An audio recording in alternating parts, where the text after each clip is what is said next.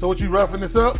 Yeah, basically wet sanding, but I always do this before I wet sand. So I take a super fine grit on this DA and dry sand right before I wet sand, and it helps knock the orange peel out and flatten it clear out pretty good. And then you really can fine tune it with the sanding block with the 1500 on there.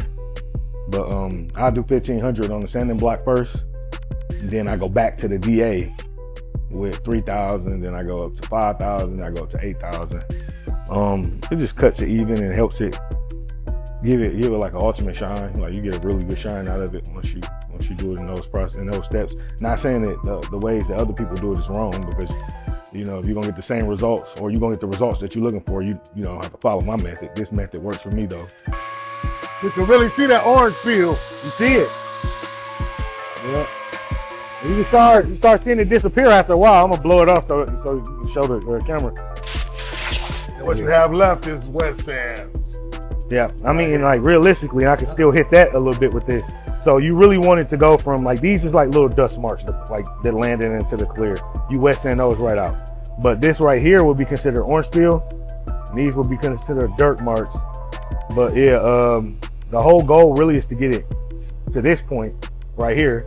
And that's before the wet sand. So we still have room to wet sand this down, because there's 3.5 coats of clear on here. So I got room to cut this shit down like flawless. And usually I plan to, but this right here is just kind of like a cheat code. I just, you know, it just helped me cut a lot of the orange peel out before I actually start sanding.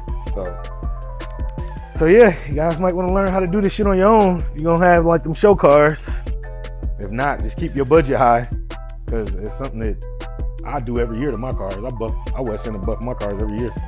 Big car, a lot of work, a lot of car for one person to do all of it itself.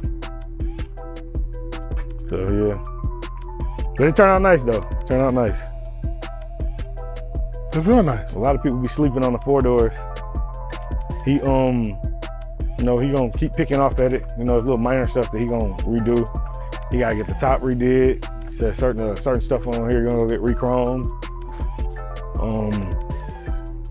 Yeah, we did the body and the paint, and then he got the suspension did while it was up here. He got his rims put on. Now you gotta go get a detail and get his top did. You get the interior detailed, get the top did.